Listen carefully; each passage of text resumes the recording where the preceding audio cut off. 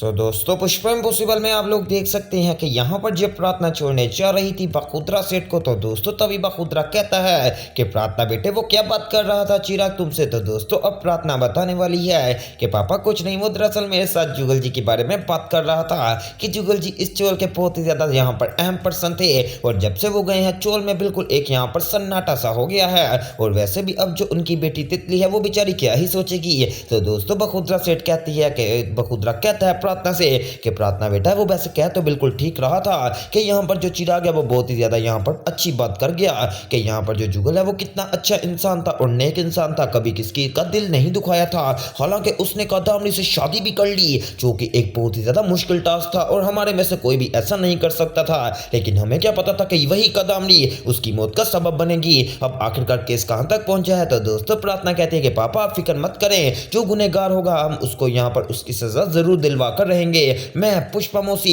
और हमारा एक वकील है जो अभी हमने यहाँ पर करवाना है, अगर वो प्रोफेसर राजवीर शास्त्री हो गए तो ये केस तो पक्का हम ही जीतेंगे। वेल दोस्तों अब दिखाया जाता है कि यहाँ पर जो पुष्पा इम्पॉसिबल है दोस्तों वो प्रोफेसर राजवीर शास्त्री के यहाँ पर चैम्बर में आ जाने वाली है, और जैसी वो आती है तो प्रोफेसर राजवीर शास्त्री पुष्पा को देखकर काफी ज्यादा शॉक्ड हो जाते हैं। वो उठ खड़े होते हैं और कहते हैं कि पुष्पा जी वैसे मुझे काफी ज्यादा दुख हुआ, आपने मुझे तब क्यों नहीं बताया। और हाँ जी मुझे पता चल गया था कि जुगल जी बेचारे की डेथ हो गई है, आप बैठिए और सुकून करिए। अब दोस्तों यहाँ पर प्रोफेसर शास्त्री पुष्पा इम्पॉसिबल को बिठा देने वाले हैं और पुष्पा को पानी भी पिलाते हैं। तो दोस्तों पुष्पा अब बात करना शुरू कर देती है और कहती है कि सर हमें पता ही नहीं चला कि किस तरीके से हमारी जिंदगी का इतना बड़ा मोड़ आया जो कि हमने कभी सोचा भी नहीं था, लेकिन अब यहाँ पर इस मोड़ के अंदर हमें आप लोगों की बहुत ही ज्यादा जरूरत है। दरअसल जो कादामरी है उसने ही यहाँ पर जुगल जी को मारा है, लेकिन अब मैंने उनके खिलाफ कंप्लेन कर दी है और उनका जो केस है वो मैं नहीं लड़ सकती, इसलिए हमें एक वकील भी चाहिए और मैं आपसे यहाँ पर रिक्वेस्ट करने आई हूँ, अगर आप हमारी बात को मान लें, अगर आप हमारे वकील बन जाएंगे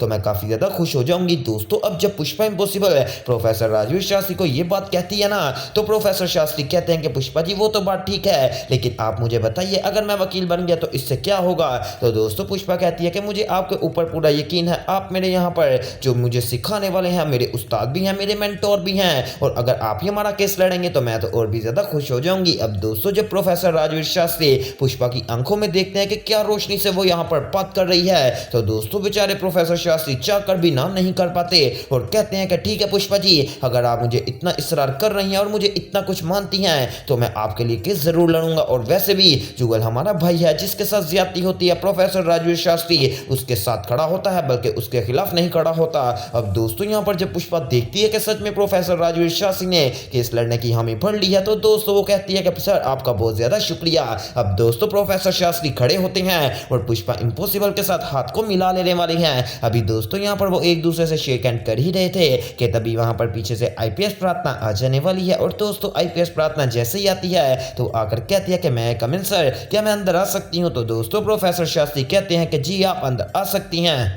अब दोस्तों यहाँ पर जो प्रार्थना है वो अंदर आ जाने वाली है और आकर कहती है कि जी प्रोफेसर राजवीर शास्त्री, हमें आपके बारे में पता चला है कि आप यहाँ पर इस चैम्बर में बैठे हुए हैं, तो हमने सोचा कि आपके पास आकर रिक्वेस्ट कर लें कि क्या आप हमारा केस लड़ेंगे। तो दोस्तों पुष्पा कहती है प्रार्थना तेरे से पहले मैंने राजवीर शास्त्री से सारी बात कर ली है और तुझे मुबारक हो, प्रोफेसर राजवीर शास्त्री ने हमारे साथ केस लड़ने की हामी भी भर ली है। अब दोस्तों यहाँ पर यह बात सुनकर प्रार्थना भी काफी ज्यादा खुश हो जाने वाली है और साथ ही साथ पुष्पा तो पहले ही खुश थी। तो दोस्तों पुष्पा कहती है कि दरअसल अब हमने प्रोफेसर राजवीर शास्त्री को सारी बात क्लियर बतानी है। अब दोस्तों प्रार्थना कहती है कि मेरे पास बहुत ही बड़ा यहाँ पर सबूत आया है एक, और वो ये है कि जो यहाँ पर कादामनी जी ने बंदूक से गोली चलाई थी ना, दरअसल उस गोली से उस बंदूक से तकरीबन 2 बुलेट फायर हुई हैं। अब हमें समझ नहीं आ रही कि वो दोनों बुलेट यहाँ पर क्या एक ही बंदे को मारी गई है या फिर एक बुलेट कहीं और मारी गई है। अब दोस्तों पुष्पा कहती है कि कहीं ऐसा तो नहीं कि जो यहाँ पर रेखा बहन है उसको भी कादामनी ने मार दिया हो। तो दोस्तों साथ ही प्रार्थना कहती है कि मम्मी यही तो एक बहुत ही बड़ी प्रॉब्लम आ रही है। अब दोस्तों प्रोफेसर शास्त्री कहते हैं कि वैसे अक्सर ये होता है कि जो बंदा है ना वो एक गोली पहले यहाँ पर डराने के लिए चलाता है, लेकिन अगर आप बता रही हैं कि उसका ना कोई खोल मिला है और ना ही कुछ और, तो फिर कोई ना कोई बड़ा मसला जरूर ही है। अब दोस्तों दूसरी तरफ आप लोग देख सकते हैं कि यहाँ पर जो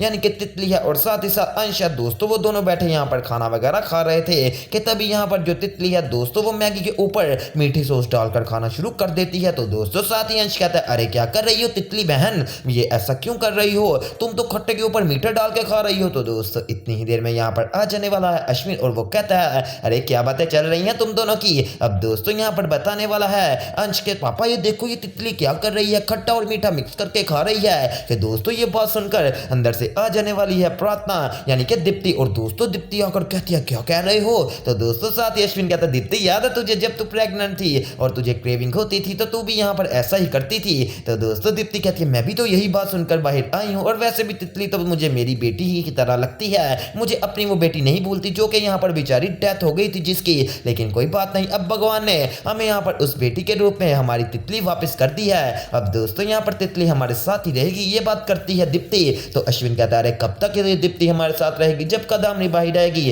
तो वो तितली को लेकर यहाँ से चली जाएगी, इसलिए जरा हमें यहाँ पर इससे कम प्यार लगाना है। अब दोस्तों दूसरी तरफ दिखाया जाता है कि जब सारे खाना वगैरह खा रहे होते हैं कि तभी यहाँ पर दिलीप पटेल कहता है पुष्पा हमें वैसे ना सच बता देना चाहिए, ताकि क्योंकि यहाँ पर जो तितली है वो बच्ची नहीं रही, और उसको बता देते हैं कि जो तेरे पापा है ना जुगल जी वो यहाँ से गुजर चुके हैं। दोस्तों ये बात सुनकर तितली बाहर आ जाने वाली है और कहती है कि क्या मेरे पापा यहाँ से गुजर चुके हैं, ये आप लोगों ने बात मेरे से छुपा कर क्यों रखी थी और मुझे ये सारी बात क्यों नहीं बताई। अब दोस्तों जब यहाँ पर तितली ने बात सुन ही ली थी तो दिलीप पटेल बात को घुमाने लगता है और कहता है अरे बेटा गुजर चुके का मतलब ये है कि वो गाड़ी में बैठकर जा रहे हैं और यहाँ पर अब वो यहाँ से चले गए हैं ना, यानी कि चोल से तो गुजर गए हैं ना, अब आगे चले गए हैं क्योंकि उनको कुछ जरूरी काम था। अब दोस्तों यहाँ पर जो दीप्ति है वो कहती है कि हाँ बेटा तुम ज्यादा मत सोचा करो, तुम पूरी बात सुनती ही नहीं हो। अब दोस्तों यहाँ पर राशि भी समझाने वाली है, तो इसके बाद अब काफी ज्यादा समझाने के बाद वो समझ जाने वाली है। लेकिन दोस्तों अभी तक मुझे ये समझ नहीं आ रहा कि आखिरकार ये तितली से ये बात किस तरीके तक छुपा सकेंगे।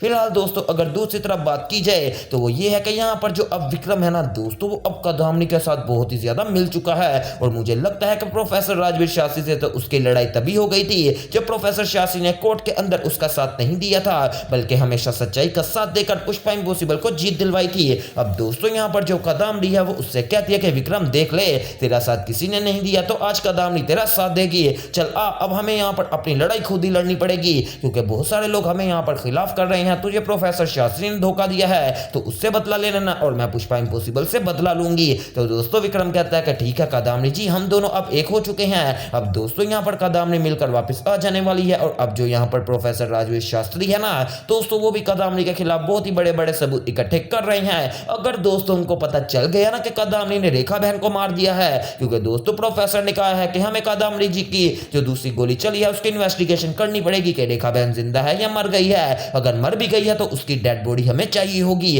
तो दोस्तों अगर उनको डेड बॉडी कहीं तरीके से मिल गई तो कदामनी तेरी तो जिंदगी बहुत ज्यादा कम हो जाएगी। तो दोस्तों आने वाले एपिसोड्स देखना मिस मत कीजिएगा, और इस तरह की मजीद अपडेट सबसे पहले देखने के लिए मेरे चैनल स्पाइसी एंटरटेनमेंट को सब्सक्राइब करें और वीडियो को ज्यादा से ज्यादा शेयर करें। तो दोस्तों मिलते हैं एक न्यू वीडियो में न्यू अपडेट के साथ।